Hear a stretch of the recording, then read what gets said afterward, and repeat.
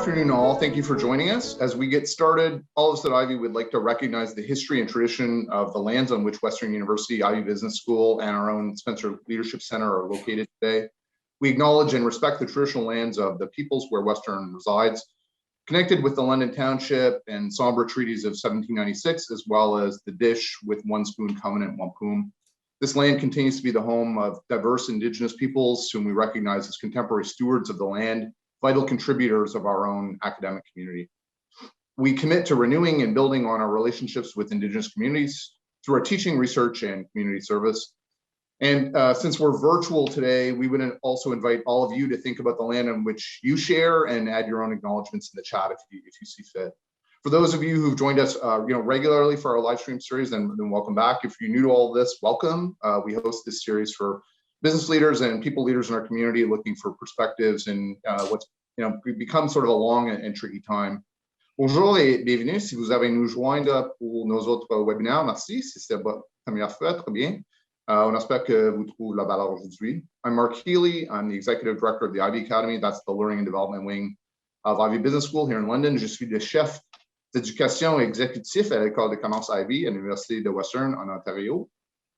You know, it's hard to believe it's been a year of all of this. Last week on Wednesday on St. Patrick's Day, a friend of mine who runs Alberici Construction, he remarked to me, it had been a year to the day since he first sent his staff home at noon. And it's been almost a year to the day we started doing these live streams. We had Kevin and Janet on with us very early in that series to react and prognosticate a bit and whatnot. That's a bit nuts. And here we are still living with a bit of uncertainty, but it feels like in a different way now. I'm lucky I get to hang around the Perimeter Institute for Theoretical Physics in Waterloo a bit. And there's some folks there with interesting theories on time, which I ascribe to, which is time isn't linear. It's a bit nonlinear, and sometimes it actually flows backwards, and sometimes it goes in circles. And I feel like that's a bit where we are from a business perspective. Some of us are charging ahead, some of us have gone backwards, some of us are kind of moving in circles. And so we want to kind of take stock of all that today with a bit of a tech bent to it. Janet and Kevin are back. They're back, folks. Thank you again for saying yes.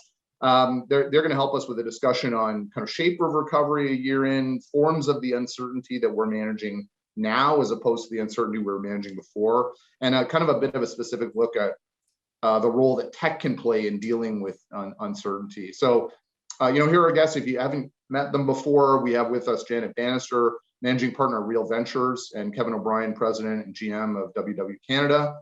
Both are proud Ivey alums, very good friends of the school, and always say yes to the school when the school comes asking. So thank you. Welcome to you both. I guess there's a bit of light in the tunnel now on recovery with vaccinations and timelines that seem more real. I actually know some folks that have been vaccinated, and I'm sure you all do too. That said, we're not nearly out of this yet, and I want to start with this idea of uncertainty and the kind of uncertainty that we're dealing with now as opposed to before. So maybe Janet, we could start with you, just some opening comments on how you're thinking about uncertainty now as opposed to before. Yeah, I guess there's always some things you're certain about and some things you're not certain about. And I remember my father always said, the only thing you can be certain about besides death and taxes is change. And I think, the one thing, if we think about a certainty, what we're certain about is that the rate of change will continue to accelerate. And COVID or no COVID, we are going to continue to see technology adopted and businesses and business models changed.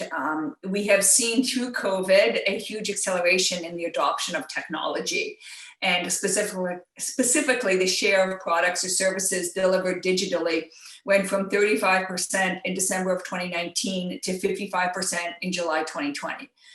I'm sure we're all doing a lot more e-commerce shopping. E-commerce has grown more in the past year than it did in the previous 10 years. And that rate of change, I think what's interesting is when we go back, go back, and people are vaccinated, the rate of change will continue, and we will continue to see technology having a huge impact and transforming every industry. Kevin, how about you? How are you thinking about uncertainty now? And is it different? I don't know if it's so much different, Mark. It's interesting. I mean, if I go back to when we were on this a year ago, part of the challenge then was you were planning for a time horizon of recovery that was entirely uncertain. And that's less true now. Now it's not entirely uncertain. Obviously, it looks like we'll have fits and starts. I'm finding it interesting that I can talk to some of my colleagues in the US and they're busy going to Cabo, and I haven't been able to get a haircut since November, right? So we're obviously at different places in our recovery right now. But I think that if we take enough of a look out to some time in the future, whether it be August, September, whatever you want to put your stake in the ground, there is a point where I think we can all see that coming together and we've got some kind of recovery that we can plan for. And that's quite different than it was a year ago when that timeframe was entirely uncertain. The part that I think is equally uncertain now, though, is whether we've actually truly rewired consumers or not. It was a lovely day in Toronto on Saturday. I ended up getting out and about in the city a little bit, and I ended up down by Trinity Bellwoods. So for those of you that don't know, it's a nice park area in Toronto. There's a lot of shops and coffee shops and stuff around there. It was the first day in Toronto that people were able to do patio dining. And you'd swear there's a music festival going on. It was so packed. Like, it was crazy what was going on at Trinity Bellwoods. That says to me that some of the concerns perhaps that we have about people coming back together in a community, wanting those physical experiences, that might be overstated. I think that to the extent that companies have changed and therefore what you're offering to your consumers has changed, then by definition, consumers will then have to react to that. So what do I mean by that? If my employer, like if WW says, hey, we're not going to do those conferences in Barcelona anymore, well, fine. Now my business travel to Barcelona is going to be different than it would have been pre-pandemic. But I can say on a personal level, I've already booked my March break trip next year, right? So, I think it might be a supply demand thing a little bit, but that's the uncertainty now that I'm trying to wrestle with in our business is there's lots of things that have moved in quote unquote, the right direction for us. And I hate to say this, but, the pandemic's had an impact on people's health, an impact on people's mental health. And the things that you need to do to address that are eat better, move more, have positivity, get the proper amount of sleep. By the way, that's what we do. And we do that in a digitally enabled way. So I feel really well positioned to kind of help people with that. But the part that I'm not sure about is what that experience is going to look like. What kind of physical workshops am I going to want to provide to complement that? And frankly, what's the latent demand that's sitting out there for some of those things? So I'm still in that mode. And I recall saying this last year, that if I can use tech as a way to support people where they are, and I think that's what a lot of companies have figured out how to do during this, and use tech as a way to enable optionality, then that's really what gives me the cost management flexibility that I'm looking to have to deal with some of this remaining latent uncertainty that we've got. Yeah, I think what will be interesting is, as you've said, Kevin, in terms of people will go back to some things will resume the way we have always seen it. So for instance, we have a company that is in the live event space. They provide the software platform that processes the transaction. If you go to a concert and you buy a t-shirt or something like that, chances are that your transaction for that t-shirt is running through their software. That's a business that's obviously been dramatically hit by COVID. But what they are seeing when they look around the world is that people are going back to concerts in record numbers. I mean, there's something that will change. I think when you get into things such as shopping, such as going back to work, we're going to see much more of a blended approach. I know in our companies that we work with, there's some people, particularly, younger people who have their social life around the office. They can't wait to get back to the office. And then there's other people who have a very long commute and are saying, I never want to go back to the office. And I think what's interesting for businesses is how do you manage both of these? I remember, way back when in the banking world, when banks started offering online banking and 24/7 call centers, they actually had a problem because they had to maintain all of their branches. And so what they found was that their costs went up because they weren't able to remove any costs from the system, and they were just adding these costs. So I think on that, and related to Kevin, your business, and Mark, we were just talking before we got on here about the education model is like what businesses are going to be negatively impacted because their cost is going to increase significantly. Yeah, that question came to me. I guess it was off air before we started, but what's it look like here? And we had a year ago we had uncertainty in two forms. We had time uncertainty, but we had sort of uncertainty on our own end on the supply side, and we had uncertainty on the demand side. And it was to the point where we felt strongly that we need to create certainty, and so we would put a stake in the ground and put a date and a sort of form around things so that our clients could react. Most of the work we do is corporate, and that didn't work very well, by the way. But I still think it was a good idea. Whereas now that we don't have the double uncertainty, we're having definitive conversations with clients. They're not always exactly what we want at the time that we want, but there's a sort of definitive, we're going to do this and we're going to do it in this way and on this date. And then on time uncertainty, we just had no idea, a year ago, and we were moving programs around by 6 months or 8 months. Now it's kind of a half-life thing, and we're moving programs by a week or two. That's a very good sign, right? And again, I wish the week that we were moving them to was next week inside our fiscal year. It's not, but at least we're only shifting by a week or two or a few days. Those programs are going to happen. And so, I don't want to say it's less than 30, but it's sort of changed form a little bit. It's a little easier to manage now. Yeah. We sort of touched on the idea of tech in both of your answers. So I want to bridge that. We're going to spend a fair amount of time on that in this conversation. So maybe Janet, start with you. You're kind of immersed in tech and digital spaces all the time. How are you finding? Let's start on the startup side and tech ventures. Has COVID revealed anything about tech in Canada? Has COVID revealed anything about startups in Canada? Yeah, I think I would say, three things that it's revealed. Number one is the resiliency of entrepreneurs. And I mean, this is something that motivates me every day. I just talked about this company that powers the sale of live events, sale of merchandise at live events, I should say. And I mean, there was a company that had been built up for 7 years. They were cash flow positive. They were doing great. They were doubling their sales every year. And then the bottom fell out of their business. And, how do those founders cope? How do they keep going? And, I look at them, or another company in our portfolio is called Sonder, which is in the hospitality space. We have a company called BusBud in the bus transport space. All of these companies, the founders, they didn't sit around and say, why me? This isn't fair. I've built my business for this many years. How could this happen? They were like, this has happened, and I'm not going to let it defeat me. And I'm going to figure out a way. And so I think, as I said, number one, the resiliency of entrepreneurs, I find extremely motivating. Number two is just that technology is transforming every industry at an increasingly rapid pace.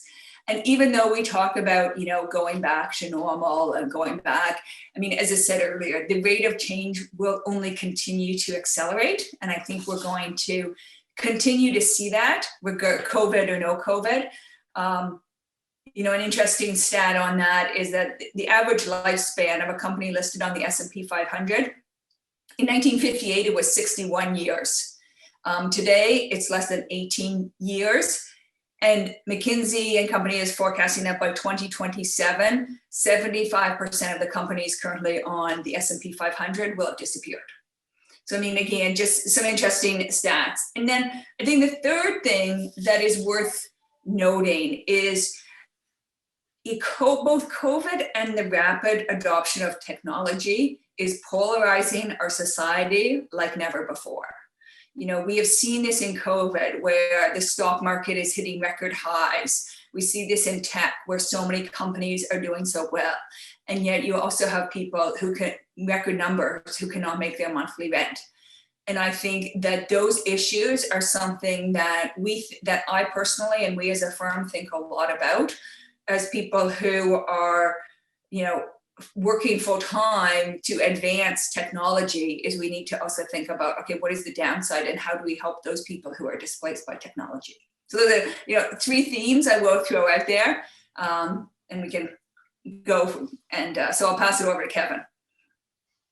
Yeah, we're gonna bandy about those for sure. Kevin, you may not even remember this. A couple of years ago in Toronto, there was a big tech get together called Collision, and I collided with you at Collision, and I said, "What the hell are you doing here?" And you said, "Oh, I'm reinventing WW. I'm making a digital company." And I said, "Get out of here! What are you talking about?" And you said something that stuck with me. You said, if you were starting the company from, which obviously you're not, but if you were starting the company from scratch, you'd start with an app. You'd start digital first and build out. Here we are. Here we are indeed. And has that reduced our uncertainty or not? I mean, it's interesting. At the core of what WW is and always has been is it sits at the intersection of behavioral science and health science. Food science, if you want to be as specific at the real core of it, but wrapped around that now, activity and sleep and these other things. So that hasn't changed. That was true in 1965, and that's true now. The way you deliver it, though, is fundamentally different. If I had my group ventures hat on instead of my WW hat on, it's the kind of company that I could go out and raise money for because it's sitting in a great space. Wellness is hot right now. I think, being app first is the right way to do it. And certainly that's what we are. But I think there's lots of benefits to tech to allow you to navigate some of that uncertainty. There's things that we can do. It's low cost. It's highly scalable. It can be deeply personalized. It leverages data in a very direct way. So it's fantastic in what it does. On the other hand, that's not what everybody's looking for. That's not true for all customers. So it's been interesting, for example, to watch. Not so much in the last year, but if you look even at companies like Indochino and folks like that, as they've started to pre-COVID find physical locations for some of what they were doing as well, right? I think that there still is a role for physical and virtual in how we deliver things, and that I'm really curious to see what a portion of our membership does as things start to open up again. It's opened opportunities for us. We're introducing a new product, for example, in a couple of weeks, Mark, that it's called D360. What is D360? It's something that we probably wouldn't have thought about introducing 3 or 4 years ago because we wouldn't have seen either A, the opportunity, or B, the need. It is, imagine a wellness influencer and then build a community around them that is entirely asynchronous, that allows thousands of people to follow a particular coach and be motivated by that coach. That's a different thing than we would have done. Now, we'll have app only, we'll have that, and we'll continue to have virtual workshops. And when we can, we'll have physical workshops. So it's increased additional degrees of freedom. I think the bigger, or the lodestone that we need to stay focused on, and maybe I'm biased because of where I cut my teeth, but I've always believed in business that if you understand your customers better than your next guy, you'll use that to competitive advantage. Yeah. And there will be cohorts that want physical. There will be cohorts that want just digital. What tech will do will be to effectively enable all of those things in a more seamless and thoughtful way than historically. Historically, we would have relied a lot on a workshop coach sitting in front of 50 people to know those people and deliver the right experience. You still can't replicate that magic. I don't care how good your tech is, but you can inform that magic with tech and make that even better, right? And so that's a lot of kind of what we're thinking about now as we take a design-led view to the business going forward. Hey, we didn't prep this, but what I used to do, and I know what you used to do, is are we in a spot where we're resegmenting customers? Like if you and Dave were sitting around back in the day, would you be resegmenting right now based on behavior or based on in fact, actually, I'm laughing because we just did. That's exactly you've got to do that. And there's as evidence of that, Mark, there's a portion of our customer base that just hasn't shown up in the last year, right? We've lost them in our signups. I don't think we've lost them to the competition. They just went away. I think they're just sitting on their hands waiting for the world to go back to what they hope it's going to go back to. I don't know if that's the case. The segmentation we just did would reinforce that it probably is. But if we force those folks to take a digitally native approach to how they interact with us, we would never get them back. Now, the question we need to ask ourselves is that cohort large enough to actually warrant that investment? I think it is. I think that is a market opportunity still that we want to address. But the resegmentation is certainly true, because there's been people exposed to, like, if you would have defined somebody as a digital laggard a year ago, they may or may not look that way today, and in many cases they won't. Yeah, I did some work back with a major consumer electronics retailer back in the day. This isn't that long ago, 6-7 years ago, and even then we were talking about the idea of physical locations being experience centers, not stores. For folks like my mom, right? My mom's reasonably digitally savvy, but there's no way she's buying a $1,000 TV without seeing it and touching it first. So give her a place to go do that, and then she'll go home and buy it online and have it delivered. It sort of accelerates that trend. I think it does. I think the other thing too, though, that that is it was true then, it's true now. That group is the declining group, right? You've now got a lot of spending power in the hands of people that are digitally native. Yeah. That's a very different dynamic, right? That's who our D360 product is designed for, is people that actually grew up as digital natives. You wouldn't have had to design for them 5 years ago. They wouldn't have had the spending power to warrant it. We've got to move forward a little bit here, Janet. I want to come back to you. Let's widen out a little bit and think about this a little more macro. What's the climate like for startups right now? You'd think it'd be pretty good, but let's dig into that a bit. Yeah, absolutely. It is very, very strong. And I'll go into that in a little bit more depth. In 2020, in terms of the total dollars invested in Canadian startups, this is VC money, it was 4.4 billion. Now, that 4.4 billion was down actually from 2019, when 2019 was 6.2 billion. However, it's still the second highest year on record. So 6.2 was a huge record in 2019. We've come a bit down. However, that dip in 2020 was really as a result of sort of the March to May or June time period, during which most investors, again, I'm talking VC investors, but actually private equity, same thing. They sort of said, hey, I can't invest right now. I need to focus on my current portfolio. I need to shore them up, make sure that they're doing fine, make sure that they have enough capital. Then when we saw in the summer and into Q4, and this is just accelerating through this quarter, there's a flood of capital that is going into the market. And the other thing that we're finding is that the speed at which investors are making decisions has accelerated dramatically. And the reason is, if I think of, for instance, some of our founders as an example, who typically would be raising a round, they would go down to the Valley and they'd pitch a few companies, and then maybe the next week they'd be in New York, and then, maybe, 2 weeks later, they got to go back to Silicon Valley to meet some other firms. Now, they're all doing, they can be pitching a firm in Boston and in New York and San Francisco and London all on the same day. And then the other thing is the investors are not all traveling around. So they say, hey, we want to have a meeting with all our partners this afternoon. Great, we'll get that booked. And so, as I said, we are seeing rounds that typically would take maybe, 2 or 3 months to go from start of raising to when they have a signed term sheet. Now that's going into like 3 weeks from when they start, in some cases, from when they start pitching to when they have a signed term sheet. So a real compression. So as I said, so speed much faster, as well as, just the amount of capital that's going into certain segments, because again, investors are seeing the strength of technology. COVID has accelerated the adoption of so many technologies, and we believe that this adoption will continue to accelerate. Kevin, you can come at that from the WW angle, or I know you look at the startup community itself a bit too. What's your view on the climate right now? Yeah, well, I would echo what Janet said.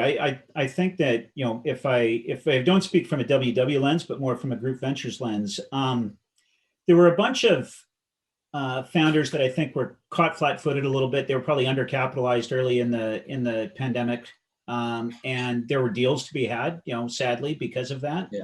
Yeah. That's not the case anymore. We've gotten the other side of that now. To Janet's point, I think there's lots of interest. There's lots of money out there. There's lots of people looking to invest. So, I don't think the deals are there quite the same way, but what it has done is it's allowed folks to kind of scale and commercialize more quickly in many regards. And it's leveled the playing field on a lot of that. So I would agree with that.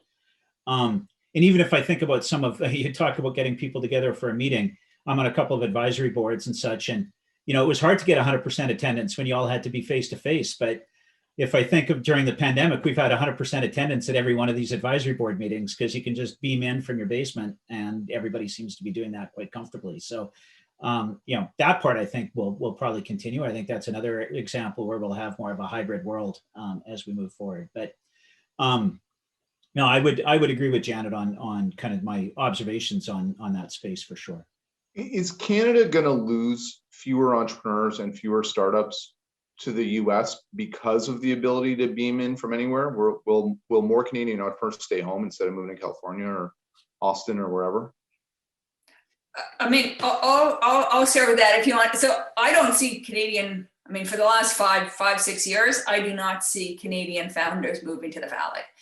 In fact, what I see a lot more of is Canadians who are in the Valley who move back to Canada to start their business. And in fact, we have 3 founders specifically in our portfolio who are living in the Valley and said, I want to start this company, and Canada is a much better place to start and scale a company than the Valley. And I'll get into why. And so they've moved back. So I don't think we haven't on a founder level. Yes, we're still seeing engineers, for instance, University of Waterloo engineers are still going to the Valley. I don't know in the last year, but so I'm talking over the last 5 years. But in terms of founders, we are seeing a lot of founders realize the benefits of being in Canada. And specifically when I think about, why is Canada so great for the tech ecosystem? Why should founders be building their businesses here? I think there's 3 main reasons. Number 1 is the quality of the talent. So as you probably know, Canada is a world leader in terms of AI and deep tech. There is Montreal, the founding fathers of deep tech, Yoshua Bengio from University of Montreal, Jeffrey Hinton from University of Toronto, and Yuan Chen, who from Toronto as well. And so, when you look at that, the quality of the engineering talent is extremely high. And we are now seeing, which is really exciting over the last 3 or 4 years, the quality of sort of the senior management, because we are seeing that, we're getting more advanced in terms of the maturity of our ecosystem. And so it's not just the technical founder, but we have people, whether they be from Shopify or Lightspeed or just second or third time founders who are coming, not just, as I said, it's the founders, but it's also that senior management team that has been through it again. So the quality of that talent continues to grow. So I think talent is one thing. The other thing that's super important is ambition. And, 10 years ago, people used to say about Canadian founders, oh, they'll sell out early, right? As soon as they make enough money that they can retire and buy a cottage in Muskoka, they'll sell out. And that is no longer the case by and large. And I think Shopify definitely, I think, was one reason, but there's also many other examples where the founders that we're talking to today, they're not interested in making several $1 million. They're interested in building an impactful company that's going to change an industry. And they believe that they can do it right here in Canada. So I think ambition is the second thing. And then I would just say, the capital. And the amount of capital that's available, both from Canadian-based investors as well as US investors. And that capital combined with the lower cost to build a company in Canada is very powerful. There was a study done that showed that the cost of building a company in Toronto is half the price of building that same startup in Silicon Valley, like for like in terms of quality and number of people and things like that. So again, I think that Canada is going to continue to be an amazing spot for startups. I would actually add a fourth piece, Janet. Let me know if you would agree with this. I think that in many ways, the government's done a good job of actually supporting that ecosystem as well. And I put a question mark over that because now that we've got all of the spending requirements to recover from COVID, it'll be interesting to see what happens to some of that support. But as a result of everything you just described, we've also got, the organization that I'm on the advisory board for, the DMZ. We've got Mars, we've got Communitech, right? We've got these communities that support that tech ecosystem. And that's a big part of the reason when I saw you at Collision, Mark, it was because we were announcing a tech hub for WW in Canada. We've got, the Valley, we've got New York, and we've got Toronto. And Toronto was the one that we were investing in and growing because, to exactly your point, Janet, it's got all the right factors to actually make it a great place to actually build a tech hub, in a global context. Yeah, absolutely. If you think about one of the reasons Collision was here was, right, there's a pretty famous Ivy founder of Collision who really believes in that corridor from Toronto to KW and thought that this was a better spot for it actually than the Valley, which is interesting. Yeah. There's a question here from Bill Ross that I think it's on point for this part of the discussion. Have investor attitudes to risk changed? And maybe we brought that out a little bit. It sounds like we've got a good climate. There's a lot of money kind of chasing deals. There's good opportunities here. Is there a bigger risk appetite now for investors when it comes to startups and tech? I don't know if I'd say a bigger risk appetite. What I would say is that there is more confidence in the potential of young startup companies. I was on a panel the other day and the moderator made a comment about, all these young tech companies are overvalued. I said, well, actually, you don't know if they're overvalued. Nobody will know whether they're overvalued or undervalued until 5 or 10 years from now, right? I remember when Shopify went public, a lot of people said, that is crazy, it's so overvalued. Well, I think now you look back and say that was the bargain of the century if you bought it when they went public.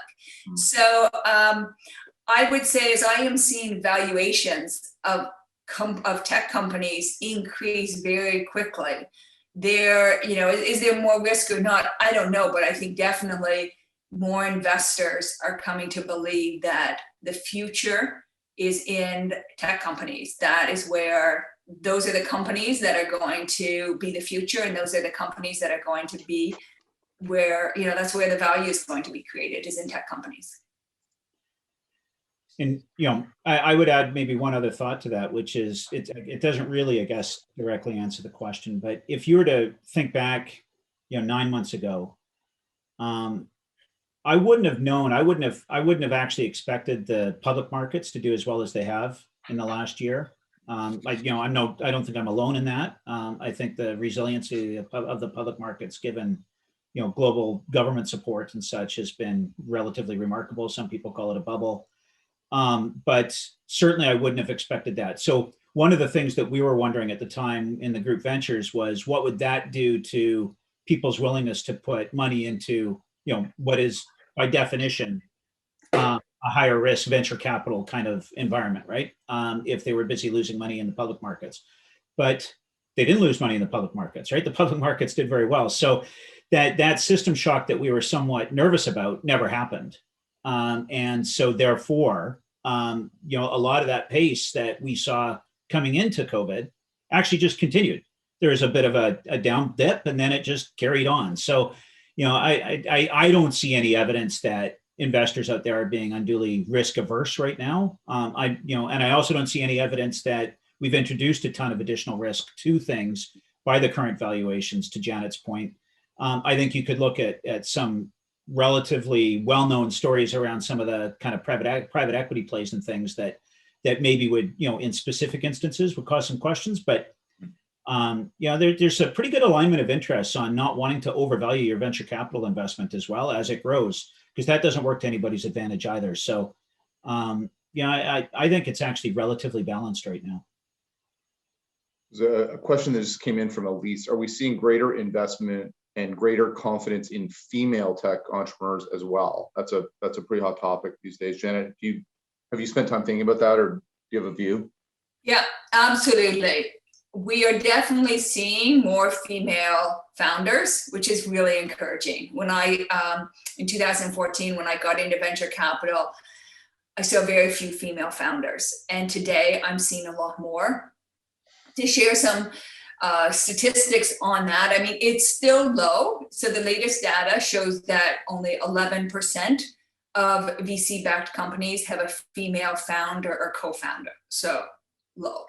However, they are right within our portfolio. Interestingly enough, we have of our most recent investments of our 20 largest companies, 50%, 50% have a female founder or co-founder. So we are definitely seeing more female founders. There's lots of programs in the ecosystem to support female founders.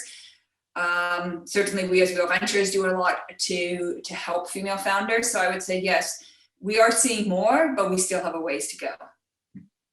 It's a great question though, because one of the things that I think we lose sight of a little bit, I mean, we don't, but we do. The last year hasn't just been about COVID. It's been about like a radical redefinition of how people think about inclusion and diversity and a lot of other really, really important factors. And it's sad that we've had to have the reminders that we've had in the last year, as recently as the terrible events of a couple of weeks ago in the States. But if I look at female founders, yes, I'd entirely agree with you, Janet. I think also look at things like the DMZ's Black Innovation Program as well, right? They've got a foundation that's built. Tons of money came into it right away. It took off much quicker than anybody anticipated it to. And they've been able to build a whole raft of programming around it. And you hear, talk of doing things like that around Black founders, Asian founders, female founders. That's all wonderful because that will pay dividends for years and years to come. If we can really jump on kind of the current reframing of the need for that in the near term. It will just benefit from that for a long, long time. Yeah, I think the one thing is we're talking about, COVID and women is, as I'm sure everybody has read, is that women have been disproportionately negatively impacted by COVID. And so I think, the article saying that, the women's place in the workforce has been set back 10, 15 years because of COVID, because so many times one spouse needs to either leave their job or put their career on hold so that they can take care of the kids who are at home. So that's definitely sort of a larger societal issue that we are thinking about, and how do we help women, particularly post-COVID? Yeah, good point, Janet. We prepped a question on consolidation. I want to get to it. We'll take a slightly different tack here. Are we on the verge of either a consolidation wave or a wave of buyouts? And I can imagine this a couple of ways. I've talked a fair amount before about this company I work with in Guelph, old school, old tech, old industry. They know that they've got to digitize. They're not going to do it themselves. They're going to buy somebody to figure it out. You could also imagine it in the tech space itself. If it's, if it is a bit of a track meet, you can imagine some of these companies coming together just to get their talent together or to go a bit faster. So Kevin, maybe start with you. What do you see in terms of buyouts or consolidation coming? Yeah, I wonder whether it'll actually take the form of consolidation, Mark. I think that there is going to be, and it's been a longer term trend than just COVID as well. There's going to be this ongoing kind of open APIing of people's approaches to business. And I use open API in kind of a generic sense, not a true digital sense. Partnerships, collaborations, whatever it might be. That I think will continue and potentially will accelerate. I'm not sure that, I know we'll get to this a little bit later probably, but there's big parts of the Canadian economy that are not really driven by tech, right? They might be tech enabled, but we're still largely a small business employer economy. We're still largely a GDP that's driven, by natural resources and things like that. So, what will that do from a consolidation point of view? I think that there might be some weaker players that might get snapped up in some of those situations. I think sadly, we're not going to know the impact on the small business community until some months from now when we all walk down the street and realize all the businesses that aren't there anymore, because you don't notice while everything's closed. But more broadly speaking, I actually think that in some cases, what we talked about earlier, the flexibility that comes from being able to embrace tech, the decreasing cost of embracing tech in many cases, actually will allow some companies to do some things that otherwise, and maybe 10 years ago, they wouldn't have been able to survive. Now they might be able to survive in a very different way, and may not need to sell out the way they once did and such. So I don't have a crystal ball on it, but those are some relatively poorly connected thoughts on the topic. Janet, you must look at this. You must look ahead and try to think about what's coming. What's coming? I mean, I think we will see some consolidation, but I'm not sure that it will be significantly faster than it has been.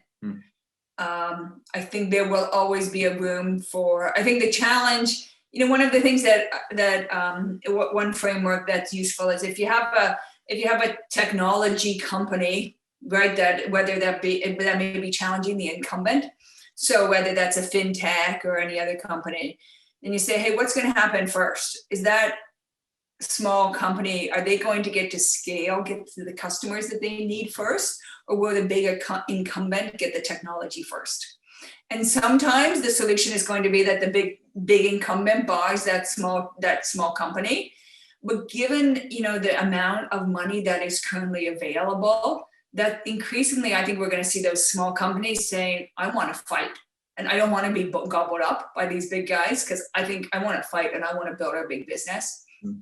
And as we see, consumers and businesses are more willing to adopt technology first solutions. I think that bodes very well for companies saying, hey, I don't want to be gobbled up quite so quickly. I want to see if I can build a huge business as a standalone technology company. And it's interesting, I think, Janet, in that regard, like let's take the example of Wealthsimple. They're able to create a brand with a digitally native community that frankly doesn't have the brand connection that we grew up with the major banks, right? And so what does that allow a fledgling disruptor to do that maybe would have been hard to do once upon a time? That a lot of things are happening at the same time right now that are kind of changing the rules of those games a little bit. Absolutely. And I think a lot of people said, why would people actually trust their money to be managed by somebody who they've never met before? Like without walking in and seeing would they give over their money to a company that has no physical locations? But I think that so many of these things are intertwined, right? And when you say, well, I'm willing to hop in an Uber with a stranger, I'm willing to go and live in a stranger's home with Airbnb, I'm willing to buy more and more stuff on Amazon every day, and I've never been to an Amazon store, all of these are changing consumers' behavior. So it's like, oh yeah, there's no issue for me to turn over my investments to Wealthsimple, because particularly for the younger generation, but also for all of us, it's like, hey, this is just the way that we operate our lives, and it's no longer a stretch. There's a question in the Q&A from Mike. I would invite you to answer this as philosophically or technically as you wish, but is there a change in the post-pandemic world on the way you think about valuation, either the frameworks you're using or how you approach valuation? I don't think there's a change in terms of how we think about valuations. Like we as investors, as venture investors, our sort of, and this is typical for the venture capital industry, as venture fund is trying to get a 3x return on its fund. And so what that means is investors need to believe that they're going to get at least a 10x return on every investment, because we know, unfortunately, we don't have a crystal ball. And so when we think about valuation, a lot is based on what do we think the future valuation of this company will be. And so, has COVID changed specifically how we think about valuation? Not in that respect. However, has COVID changed how we think about the future value of a company? In some cases, absolutely. So for instance, thinking about if a company is in the remote healthcare space, where we think that's going to be a lasting change, or we have companies that are in the remote education space. When we see companies like that, it's like, yes, actually, we believe that their future is going to be that much greater. Therefore, we feel more confident in terms of investing at a higher valuation, because we believe that their upside is much higher as well. Yeah, I mean, just building on that a little bit, I think the other thing it does, but it's very company specific or sector specific. It's like some companies now can look globally, whereas maybe they wouldn't have been looking as globally a couple of years ago. So you would put a different multiple on the addressable market, right? Those kinds of things are different, but the fundamentals of actually the valuation itself, I'm not sure you would actually change that. If you could go ahead and accelerate the whole healthcare, that would be great. I take Nexium. I called my pharmacy, and they said they would fax my doctor and get back to me at the end of the week. I said, "Pardon?" That's a true story. Okay, so maybe we're not. Don't worry, they'll notify you on your pager when it's ready, Mark. yeah, exactly. So maybe not valuations, but what about the way that you evaluate executive teams or executive skill sets? Do you look at that differently now than you would have either pre-pandemic or maybe a few years ago? Okay, the big question for that, for me, and I'll put it back in my WW context now, is to what degree do I want to put a geographic lens on that? It used to be that I would define my addressable talent pool very much on concentric circles around where my head office was. Mm. And I'm not willing to go so far right now as to say remote first, because that's a very strong statement that you prefer people not to be physically present. But I'm willing to go so far as remote agnostic or remote friendly. I want it to be where there's no actually compelling reason to have to be in the office if you choose not to be. So, for example, an office at a different scale than mine, if we look at our head office in the States, there's many people that moved during the pandemic that have no intent ever to be back at 675 Avenue of the Americas. And that's fine. That's fine with us. So, I think that there's, the pandemic has allowed us to actually see executive talent through a different lens, because how did folks that you're looking at actually, navigate the uncertainty, all the issues that we've been talking about today. And then I think it's allowed us to actually blur the geographic barriers. That would be the biggest impact that I've experienced on it. They've bailed on those great delis around that area quite quickly. That's a bit hasty, I think. Yeah. And I would say, something that we think a lot about that I think is true, pandemic or not pandemic, but has been magnified by the pandemic in terms of executive skill set, is people skills. And, at the end of the day, business is all about human relationships. It's all about painting a vision, getting people aligned, hiring great people, painting the pathway for them. And it's all about human relationships. And during COVID, what we have found is that ability to build relationships with people, ability to connect, has become even more important, because people are feeling disconnected. People, we see this in our companies all the time where people are leaving. There was an article in the Globe and Mail just a couple of weeks ago about the rate of professionals who are leaving the workplace because they just don't feel connected, or because of the stress. And I think the stat was 40% of professionals have considered quitting their job in the last year. And so we think a lot about how can we help our founders make sure that they have those interpersonal skills in order to connect with their team, in order to connect with their customers. And that in many cases requires a slightly different skill set than if you're doing it in person.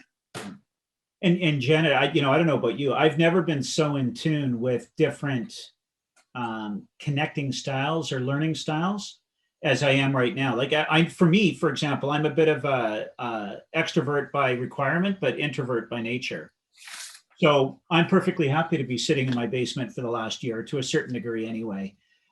There's others that aren't that. And so, when we were all together in the office, you didn't pick up on that quite the same way. But when you're on Zoom, it actually really polarizes those experiences for folks. And I'm more acutely aware of kind of the mental health and the interaction requirements to the various different team members that we've got now. And that's very much a front of mind thing that we actually consider. I just recruited for a new CX lead for the Canadian business, and you better believe that leadership style, all the things Janet was just talking about, like that was first on the list. That was before things like reinvent the future and operational experience, right? It was very much about, how you're going to fit in on the leadership team, what kind of culture we're going to create, all of those other soft things, that's critical to me. But you know what? That's not new. That, Good to Great said that that's what you should do. Get the right people on the bus and then build the business around it, right? So, right, maybe I'm just finally getting wise enough to pay attention to what the smart people have been saying all along. You're one of the smart people, Kevin. I aspire to be. Let's go one level out. Let's go very macro. Is Canada setting itself up for long-term success? It's a little bit of a post-COVID question. It's more of a tech question. So, I, as you can probably tell, I'm an optimist. I think that the future for Canada, for the Canadian tech sector, is extremely positive. Again, but looking at, the talent, the ambition, the capital, like all those things. All that being said, I think that what we as a country need to do, and we'll see what happens over the next several months, is we need to double down on things that are working as a country. And to me, one of those things, not the only thing, but one of those things is the tech sector. And I think that in any challenge like what we're facing right now, there can be a tendency for, in this case, the government to say, well, look at all the sectors that are failing. Look at all the people who are out of jobs. And our first priority is to rescue those sectors. And the sectors that are doing well, we'll just ignore those because they seem to be doing fine without us. And the danger of that is that we're going to double down on things that are not the long-term winners for Canada. And when I look at Canada on a global scale, we are seeing that some European countries, for instance, are doubling down more than ever on their tech sector because they are saying, this is the future and we're going to prioritize the tech sector. And that may mean retraining people and helping to develop people. But that's what we're going to do. That's going to be that's our sort of our winning horse, rather than propping up industries that are dying. And so, again, I'm not saying, hey, let all these people go without jobs and not worry about them. But I think that as the government thinks through, how are we going to prioritize our limited resources over the next, call it a year when we're coming out of the recovery, I think that we need to be very thoughtful and make sure that now is the time for Canada to put its foot on the accelerator, put its foot on the gas and really go for it and not let ourselves fall behind globally. I 100% agree with that, Janet. What I'm hoping we'll do, though, is do that not just in the sense of tech for tech's sake, but also tech with an eye towards those sectors that are most critical in Canada.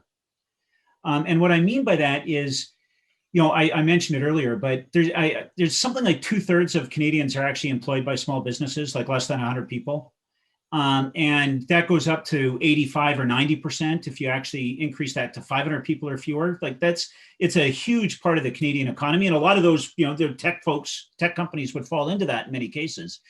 But, the number 2 and number 3 things from a GDP point of view are manufacturing and mining, quarrying, and gas extraction or something like that. I can't remember exactly what the right term is for that natural resources one. But, so if we don't actually figure out not only how to maintain supportive tech, because I do think it's critical, and I think Canada's got a unique opportunity in it, but also keep an eye to those parts of the economy that are actually so critical to, employment, to GDP.